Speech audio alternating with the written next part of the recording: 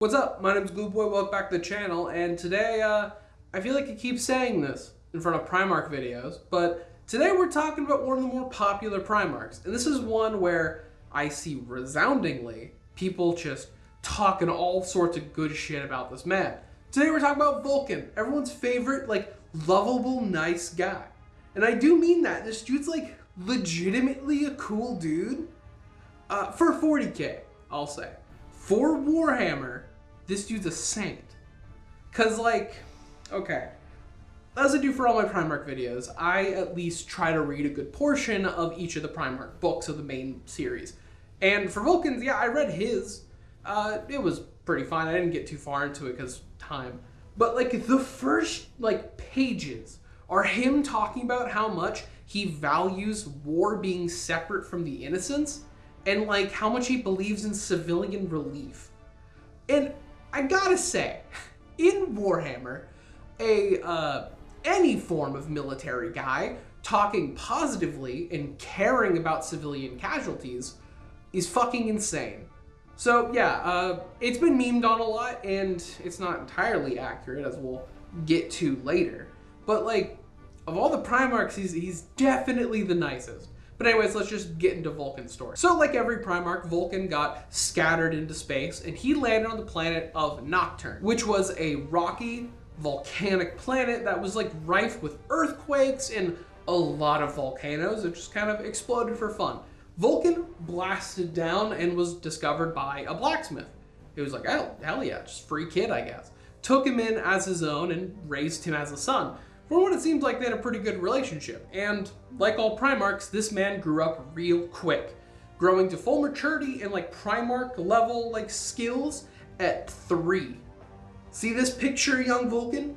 3 years old. And he rocked all the socks off the villagers in his town because he was a dope-ass blacksmith, real strong, real smart, and all-around pretty cool guy.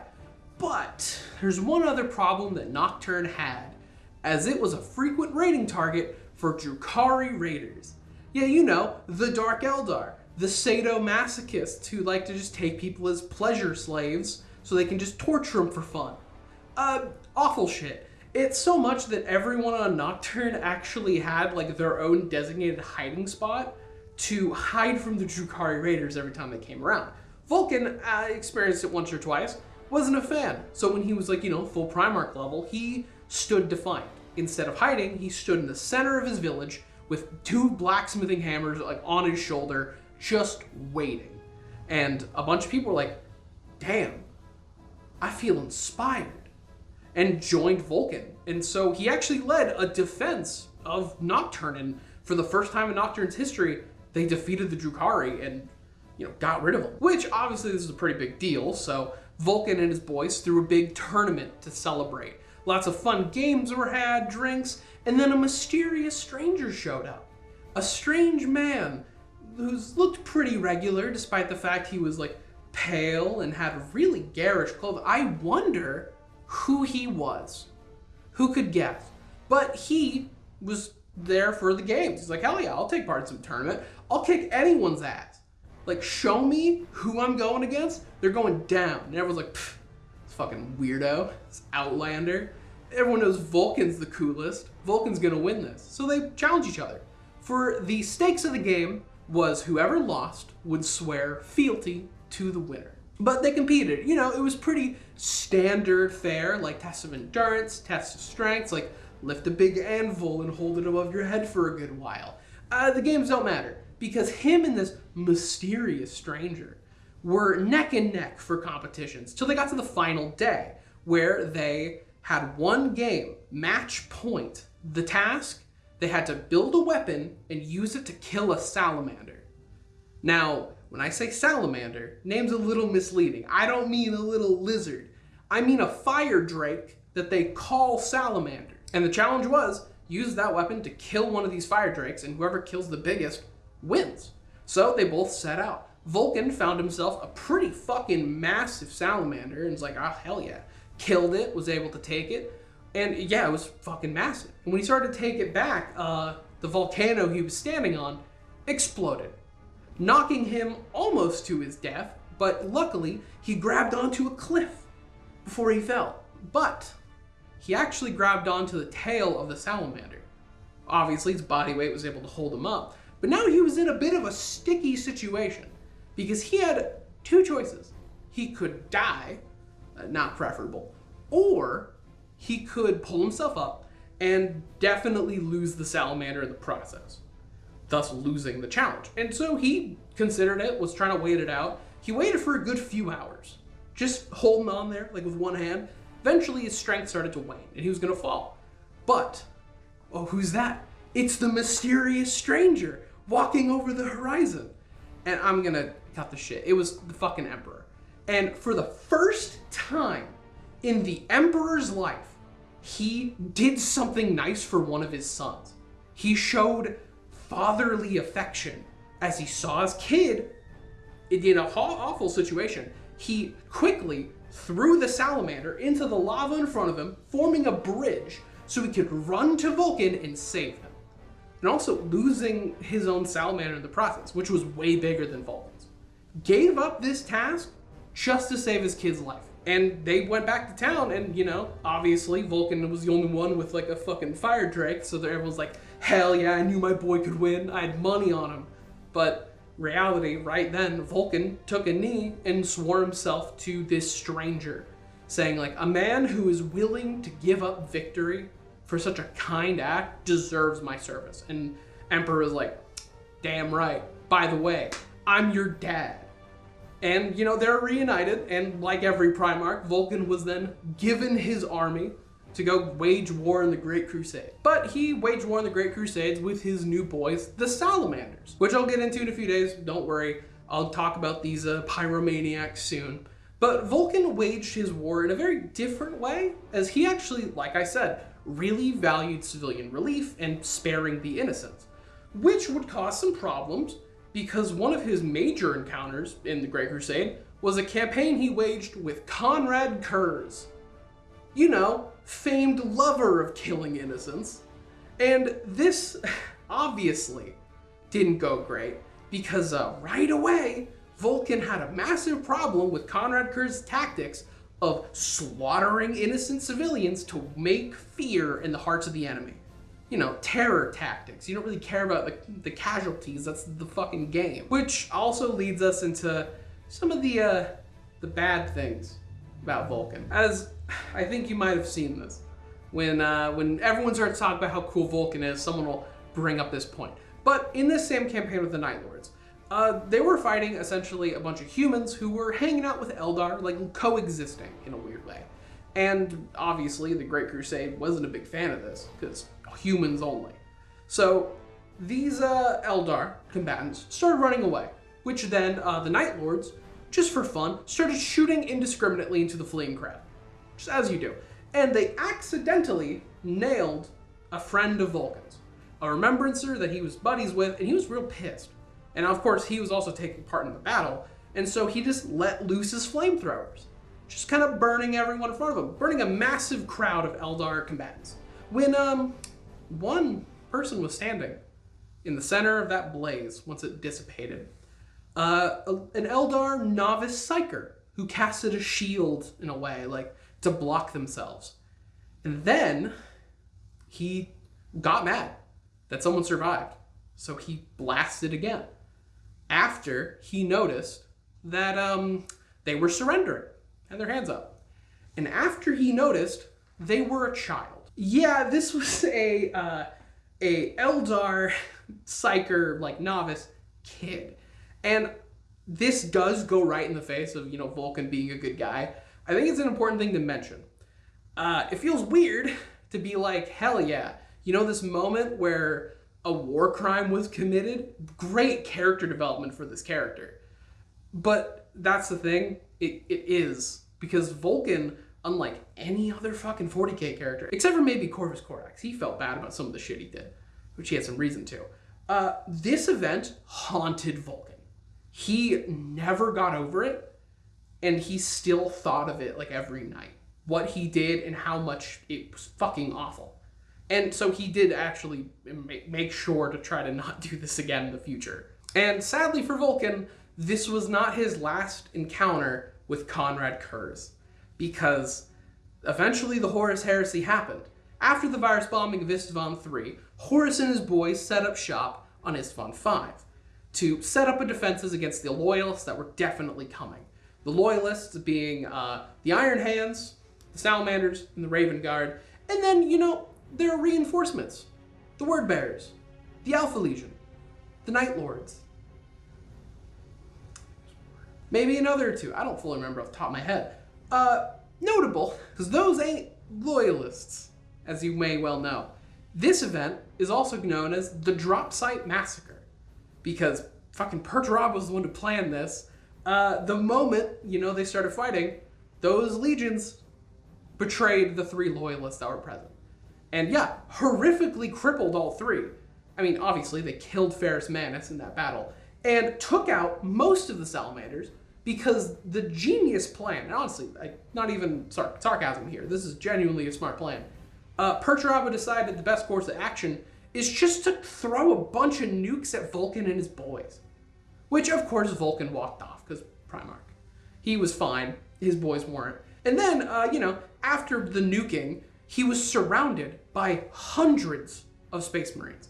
Iron Warriors and Night Lords just surrounded, who proceeded to beat him to near death. Because, as cool as a Primarch is, you can't take out that many dudes. But, at the last second, he was actually saved by Conrad Kurs, because he wanted to go a little extra. He wanted to have fun with this. He took Vulkan to his flagship, and then proceeded to torture him, as he does, and then kill him. The basics, like slit his throat as he died, watching, enjoying himself. But Vulkan got better. Now here's the thing with Vulkan. I've been purposefully kind of holding back. Vulkan is what is known as a Perpetual. A Perpetual is a member of the subspecies of human called the Homo Superior. The Emperor is one, John Grammaticus is one, some other characters that are, Malkador's one, a lot of Perpetuals. Perpetuals are immortal. They cannot die. You kill a Perpetual, they just come back. Cut off their head, the body grows back. You full on vaporize a Perpetual, they will come back. This isn't infinite, by the way. Perpetuals actually have a set number of times they can regen, which can be anything from a couple times to in the millions. It's random. So every time Conrad Kurs tried to kill Vulkan, he came back, doing all sorts of things. Skinning him, beheading him, vaporizing him, nothing happened. So of course Conrad Kurs got all pissy and really upset, because he really wanted to kill Vulkan, but he's not dying properly, so it's not fun, he was getting bored.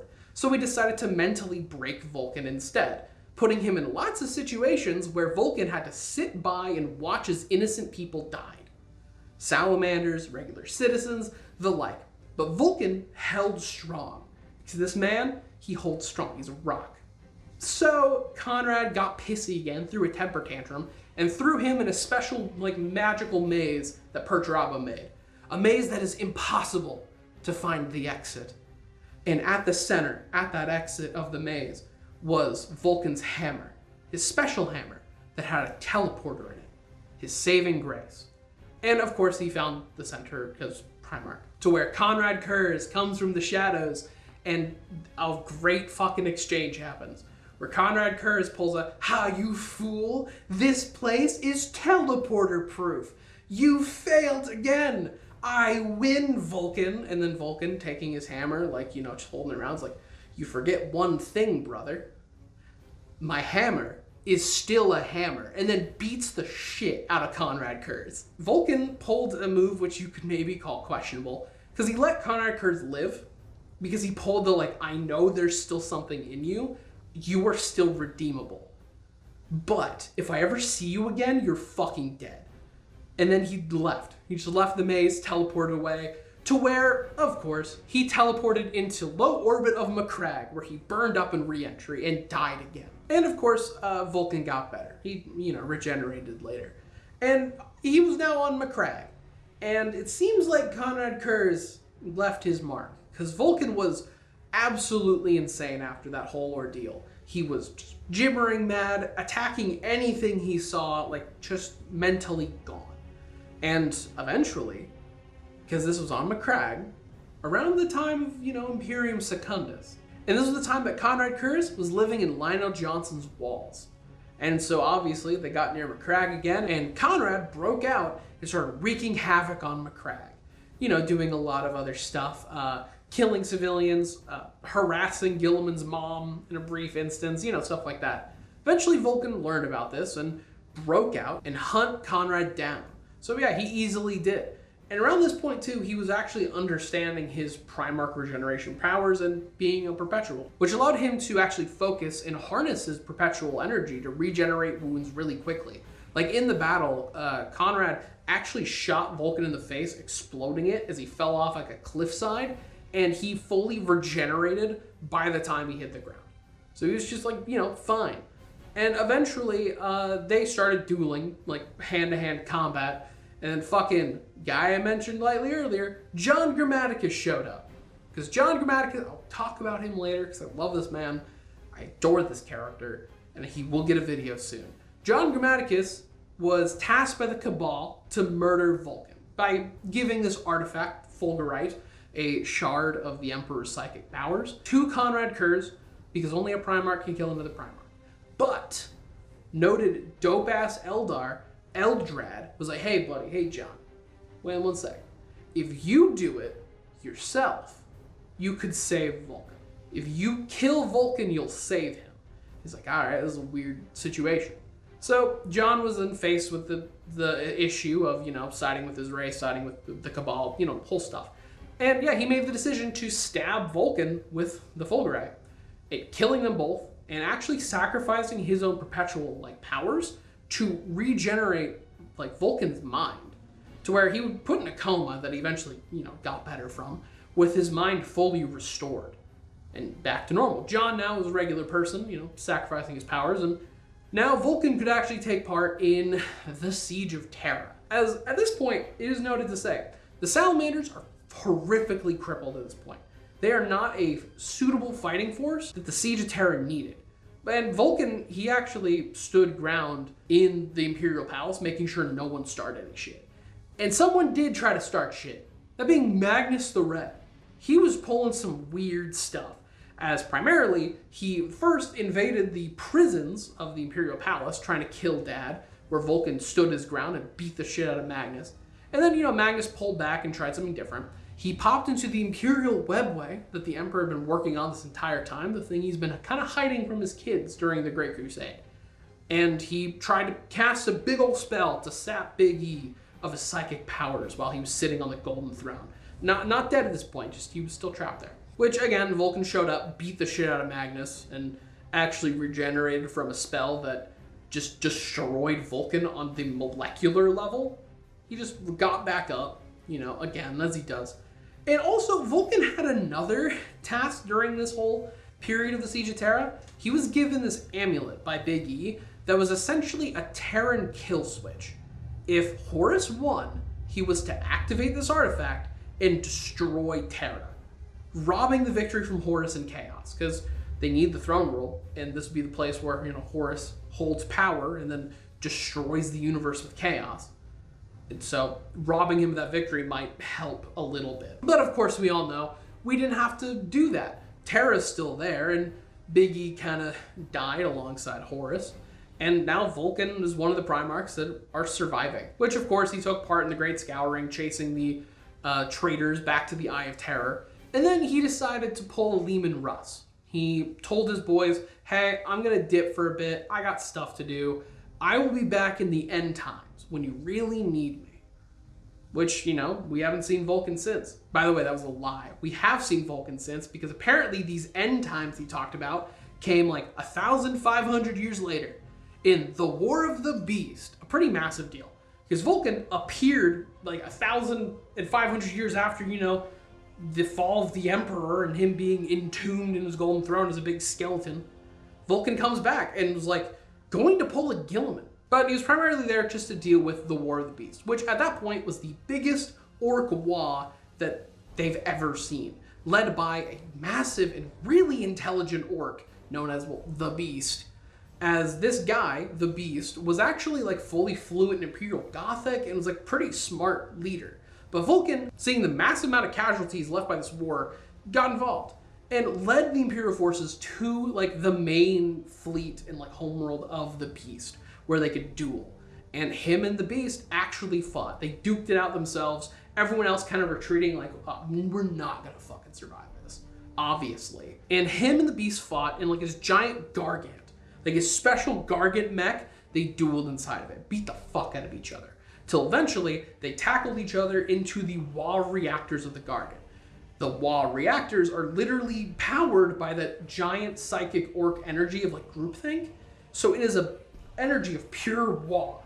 A thing that would just rip you apart. But Vulkan stood strong. He held his will and like actually forced himself to become one with the Wah energy as he got one final big hit in with a Thunder Hammer right to the Beast's face, and he died. And also destroyed the Gargant's engines and made it explode. And Vulkan died. And he hasn't come back yet. Because Vulkan ain't around.